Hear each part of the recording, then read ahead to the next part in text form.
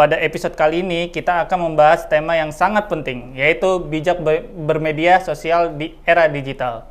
Untuk membahas tema ini lebih dalam, telah hadir bersama kita seorang narasumber yang memiliki pengalaman dan pengetahuan di bidang komunikasi digital. Halo, selamat datang di Digital Cerdas. Silakan perkenalkan diri untuk para penonton di rumah.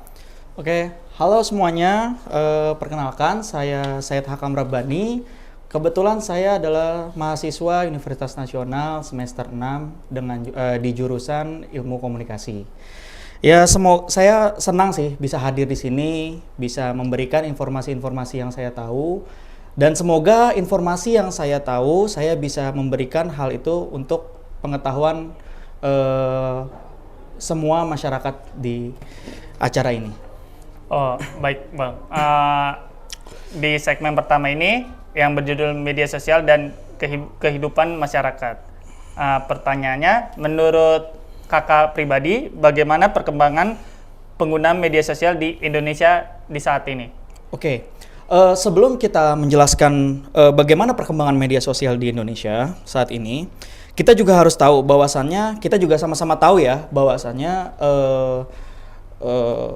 media sosial di Indonesia itu untuk tahun ini mungkin makin tahun generasi sekarang itu mungkin makin pesat ya. Dan kita juga tahu bahwasannya media sosial itu bukan cuma dijadikan sebagai alat komunikasi, tapi bisa juga untuk dijadikan sebagai media bekerja, media berbisnis, dan juga bisa untuk membangun personal branding. Oh, baik. Kalau menurut kakak pribadi, manfaat terbesar dari media sosial bagi masyarakat di Indonesia bagaimana, Kak? Media sosial memberikan kemudahan ya dalam kita semua untuk memperoleh informasi, memperluas relasi juga, lalu meningkatkan kreativitas dan membuka peluang juga bagi kita untuk mencari pekerjaan melalui digital bisnis.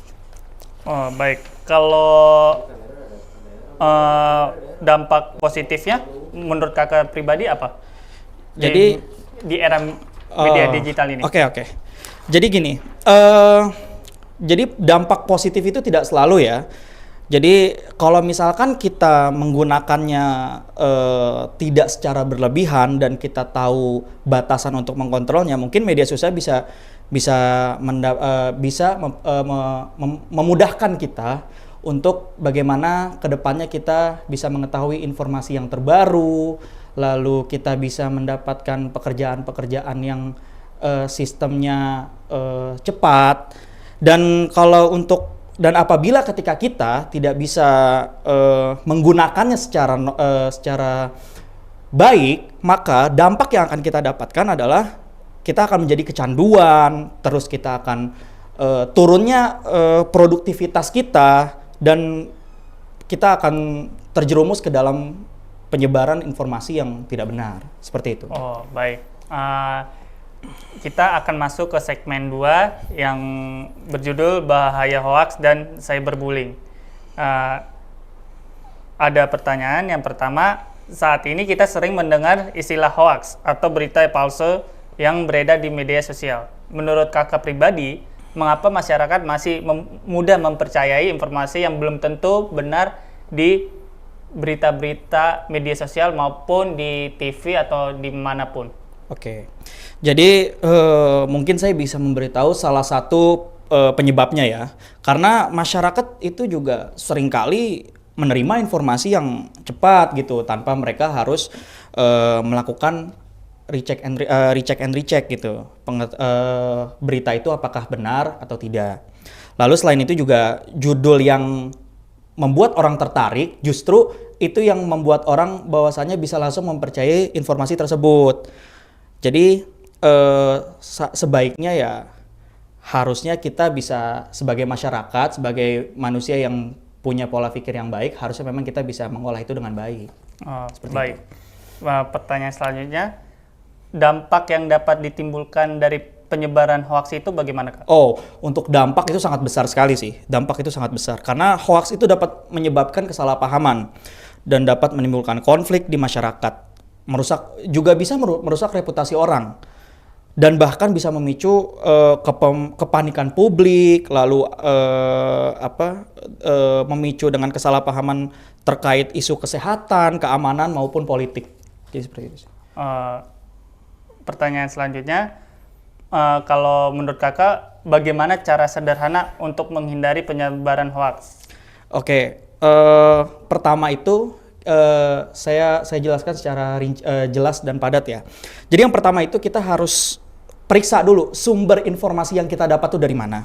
Lalu yang kedua, setelah kita sudah mendapatkan informasinya dari mana, kita bandingkan antara dua informasi tersebut.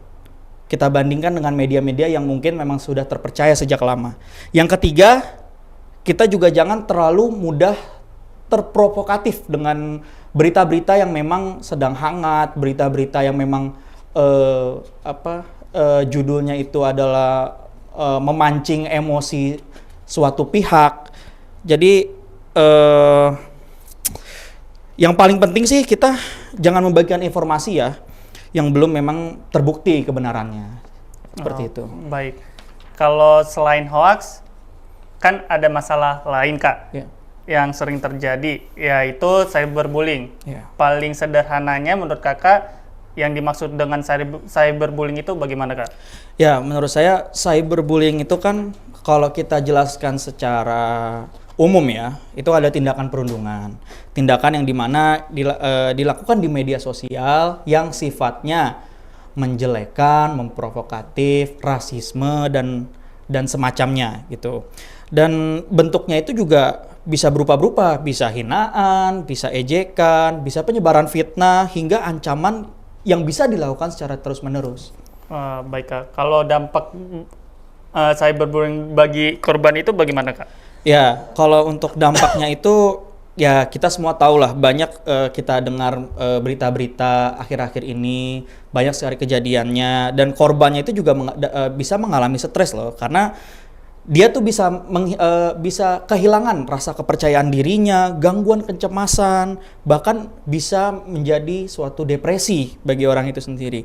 Oleh karena itu ya kita juga harus bisa lebih bijak dalam berkomunikasi dan menghargai orang lain di dunia maya. Baik, Kak. Pertanyaan selanjutnya di segmen kedua ini, etika dalam bermedia sosial yang sangat penting itu bagaimana, Kak? Ya, jadi media sosial itu kan, jadi media sosial itu adalah ruang publik ya. Yang kita tahu semuanya media sosial itu adalah ruang di mana publik itu bisa melihat informasi-informasi yang mereka dapatkan. Nah, oleh karena itu, kita harus bisa mengkontrol, kita harus bisa mempertanggungjawabkan apa yang kita tulis dan apa yang banyak dilihat oleh orang-orang masyarakat semua yang membaca media sosial, sehingga harus dilakukan dengan rasa penuh tanggung jawab. Baik, kita akan masuk ke segmen ketiga yang terakhir, yaitu menjadi pengguna media sosial yang bijak. Pertanyaan pertamanya, setelah membahas berbagai tantangan di dunia digital, sekarang kita akan membahas bagaimana menjadi pengguna media sosial yang bijak. Menurut kakak sendiri, apa langkah pertama yang harus kita lakukan? Oke, untuk langkah pertama adalah kita harus berpikir. Kita harus berpikir sebelum kita menyatakan sesuatu atau kita mengunggah sesuatu. Sebelum itu kita tanyakan dulu pada diri kita sendiri, apakah informasi tersebut itu satu, bermanfaat, lalu benar, dan apakah berita itu tidak merugikan orang lain, seperti itu. Oke, baik, Kak. Menurut kakak pribadi, bagaimana untuk keamanan data pribadi di era media sosial itu? Ya, jadi keamanan data pribadi itu kan ya kita tahu semua itu kan pasti punya privacy ya. Jadi keamanan data pribadi itu bisa dibilang sangat penting. Jadi kita harus gimana caranya kita menghindari informasi yang sensitif seperti mungkin kita punya nomor identitas ya seperti di KTP, lalu ada alamat rumah, lalu ada data rekening, atau bisa juga sandi-sandi yang ada di telepon seluler kita. Itu memang harus sangat ketat sih, itu sangat penting, harus dijaga. Oke, pertanyaan terakhir dari segmen terakhir ini, di segmen ketiga, banyak di era sekarang anak muda ingin terkenal melalui media sosial. Menurut kakak sendiri, bagaimana pendapat kakak sendiri untuk di era muda sekarang ini? Oke. Jadi sebenarnya tidak salah juga bagi banyak orang yang memang ingin dikenal oleh orang lain, karena kita bisa sebut juga itu sebagai personal branding. Oke. Namun yang paling penting adalah bagaimana cara kita mencapainya. Jadi kita juga harus bisa menjaga marwah kita sebagai manusia gitu. Bangun citra diri melalui karya, prestasi, kreativitas, dan konten-konten yang memberikan banyak manfaat bagi orang lain. Oke, ada segmen terakhir itu di Fast Talk, tanya cepat, jawab cepat. Pertanyaan pertama, buat kakak sendiri. Sekarang kita masuk ke sesi Fast Talk untuk jawab spontan ya. Instagram atau TikTok? Instagram. Konten edukasi atau hiburan? Edukasi. Membaca berita atau hanya melihat judul saja? Membaca berita. Viral atau bermanfaat? Bermanfaat. Privasi atau popularitas? Privacy. Followers yang banyak atau kualitas konten? Kualitas konten. Belajar online atau belajar tatap muka? Belajar tatap muka. Media sosial atau hiburan?